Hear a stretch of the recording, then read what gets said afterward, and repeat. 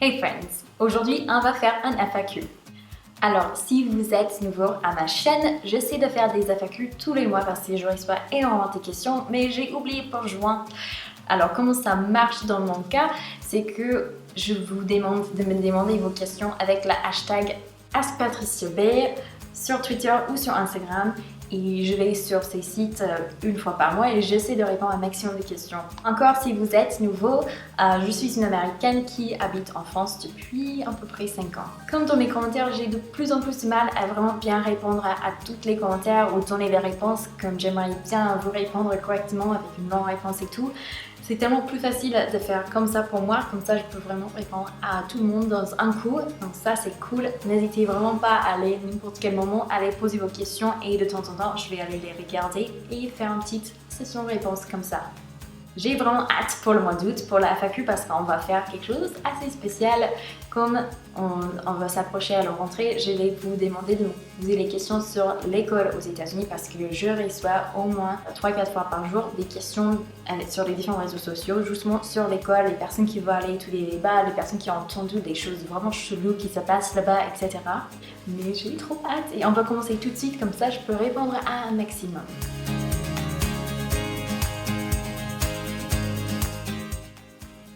Claire Shanks. Question sérieuse, qu'est-ce que tu penses de Trump? Est-ce que tu penses qu'il peut devenir président? Mais ok Claire, tout est possible, malheureusement. Je pense que c'est une personne qui n'est pas compétent pour être président, il n'a pas les qualités nécessaires, il n'a pas l'expérience et que ça pourrait être une vraie catastrophe. Heureusement, on a, comme vous avez en France, un système où le président n'est pas le roi, il ne peut pas tout décider, mais quand même, il peut faire pas mal de bêtises et surtout, il peut faire en sorte que certaines lois qui sont censées nous avancer, ils peuvent les bloquer en attendant. Bref, j'ai pas hâte pour novembre, j'ai peur. Je pense que c'est fort probable qu'il n'est pas élu quand même, mais on sait jamais. Et le plus qu'il y a tous ces attentats dans le monde, le plus qu'il y a tous ces événements qui font vraiment peur aux gens et qui leur font perdre leur tête, le plus il y a des gens qui sont tentés de voter pour lui. Donc je sais pas où on est là. Lilouki, alors une question bien moins sérieuse, tes dents sont naturelles ou tu as fait un blanchissement? Donc, moi j'ai fait un blanchissement à la maison avec un petit kit que je demande l'avis toujours de mon dentiste avant de m'en servir ouais, voilà, tous les 2-3 ans, c'est comme ça. Mais il faut savoir aussi que le blanchissement de mes dents, là, c'est aussi grâce aux lumières qui sont juste devant moi. D'ailleurs, je me demande si je suis pas un peu éblouie là. S'il n'y a pas un peu trop de lumière, on va baisser ça. Voilà, là, c'est un peu plus correct. J'espère que je ne ferai pas dans le début, mais on va voir ça dans le montage. Hein. Ouh, il y a une question là qui est super, mais je vais la garder pour le mois prochain parce que ça va avec le thème de l'école. Sébastien veut savoir à partir de combien de verres d'alcool es-tu pompette? Moi je bois pas du tout, mais genre moi j'aime boire que de l'eau. Tous les autres boissons, non, je bois jamais d'alcool, donc je saurais vraiment pas vous dire. Je bois pas de thé, je bois pas de tisane, je bois pas de café. Quand j'ai soif, je veux boire de l'eau et c'est tout. J'aime pas le coca. Des fois, je bois un peu de coca pour être polie, mais c'était un peu ma limite. Hein. Moi, je suis juste. J'aime pas que mes boissons ont des saveurs. I don't know. Je suis trop bizarre. Ouais, je suis un peu bizarre comme ça m'intéresse absolument pas. De Sébastien aussi, est-ce que tu as ou est-ce que tu aimes les tatouages? J'en ai pas. Je trouve que des fois ça peut être super bien fait, ça peut être très très artistique et tout, mais des fois aussi ça peut être complètement raté. Et si c'est raté, c'est sur votre corps pour la vie. Donc pour moi, j'ai pas le courage de le faire. Et j'ai pas envie non plus parce que je suis le genre de personne où j'aime bien changer mon look. J'aime bien avec les vêtements, avec le maquillage justement, j'aime bien le faire, j'aime bien jouer avec et j'aime bien qu'à la fin de soirée je peux tout enlever et si je me rends compte 2-3 jours plus tard que j'avais l'air d'une idiote, c'est pas très grave parce que ça part, on peut le changer. Donc j'aime pas faire les choses à mon corps qui sont permanentes en fait. @linekillerofly, donc Lily, salut Lily. Hello, je souhaite aller étudier aux USA, mais j'hésite énormément entre Los Angeles et San Francisco, des conseils. Alors vraiment, la ville où vous allez habiter, tout dépend sur votre personnalité parce qu'il y a des villes qui vont vous correspondre mieux que d'autres, mais pourtant, c'est pas qu'une ville est meilleure que l'autre. Personnellement, j'aime pas trop aller. Je n'habiterai jamais là-bas. Non, je peux pas dire jamais parce qu'on sait jamais ce qui se passe dans la vie. Il y a toujours des changements. Mais c'est une ville qui est plutôt sale. Il y a beaucoup de pollution. Il y a beaucoup de problèmes au niveau des bouchons avec les voitures. C'est une vraie galère de conduire là-bas. Vous avez beaucoup de crimes. Il y a des quartiers qui sont vraiment chauds où genre moi j'aurais peur pour ma vie quoi. C'est pas une ville personnellement qui me correspond bien. Après aussi il faut savoir c'est hyper cher. Mais genre vous voyez les prix, vous croyez pas vos yeux au début. C'est hyper cher. Mais il y a une énergie particulière et il faut que vous correspondez à cette énergie, sinon vous allez avoir du mal. C'est toujours ça en plus, quand on me demande entre quelle et quelle ville il devrait choisir, il y a toujours Los Angeles qui fait partie des villes possibles. Je sais pas, c'est parce que peut-être les universités ils ont beaucoup d'accords avec la France, mais ouais, voilà, il faut faire vachement attention sur le quartier, sur quel quartier vous allez habiter si jamais vous allez à Los Angeles. Marion, j'ai pas de culotte, vous avez un super pseudonyme Marianne. Quel est ton mot préféré en français? C'est peut-être, j'aime bien semblable là, parce que je trouve ça c'est... Oh là là, à chaque fois que je le dis, je ris à l'intérieur. C'est un mot qu'on n'entend pas très souvent, mais c'est un peu ridicule je trouve comme sonorité. Semblable, donc c'est amusant à dire, moi j'aime bien. Nia 1978. La religion a une grande place dans la vie des Américaines. Est-ce que les athées peuvent s'intégrer facilement sans jugement? Alors oui, vous pouvez vous intégrer facilement sans jugement, il n'y a pas de souci, il n'y a pas de « Oh, mais vous croyez pas en Dieu ?»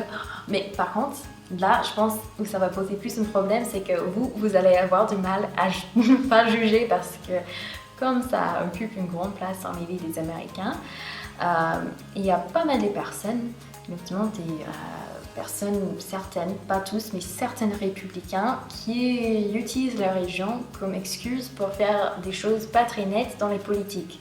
Et ça peut être très énervant, surtout si vous êtes athée, donc vous ne croyez pas même en Dieu. Et pourtant, il y a des gens qui utilisent Dieu pour justifier leur politique. Genre, les gens m'ont posé des questions, oui, mais ça me semble pas très moral ce que vous êtes en train de faire parce que A, B, C, D, blablabla. Et puis la politique est là, non, mais c'est la volonté de Dieu. C'est pas même le politique, même c'est les personnes qui défendent les personnes politiques qui sont là. Mais non, mais si vous croyez vraiment Dieu, vous pourriez que soutenir les candidats républicains et vous êtes là genre. Excuse me? Vous avez pas perdu quelques vis dans la tête, c'est des trucs des fois. Et c'est pas tout le monde, c'est une minorité qui sont comme ça. Mais je pense en tant qu'athée, vous pouvez avoir du mal à avoir patience avec ça. Parce que moi, en tant que chrétien, j'ai beaucoup de mal à avoir de patience avec ça. On my tree, Aurore. Est-ce que tu as déjà goûté des fromages forts, chèvre, roquefort? Est-ce que tu aimes? Non, moi je trouvais... En arrivant en France, le premier fromage que j'ai goûté, c'était le Montal et je croyais que c'était trop fort, je n'aimais pas trop. Je trouvais qu'il y avait trop de goût. Voilà, je me suis habituée maintenant, mais oh non, je suis pas à fromage fort tout. Ça, c'est pas mon truc. Estelle Lamy 71. Quel est ton chanteuse français préféré? C'est Edith Piaf parce qu'au fond de moi, je suis une grand-mère. Moi, j'aime bien, je trouve ça va être trop joli. Sébastien, tu sors souvent en boîte de nuit. Peut-être y aller souvent avant d'être maman aux USA, tu es fêtard. Je suis allée dans une vraie boîte de nuit qu'une fois de ma vie.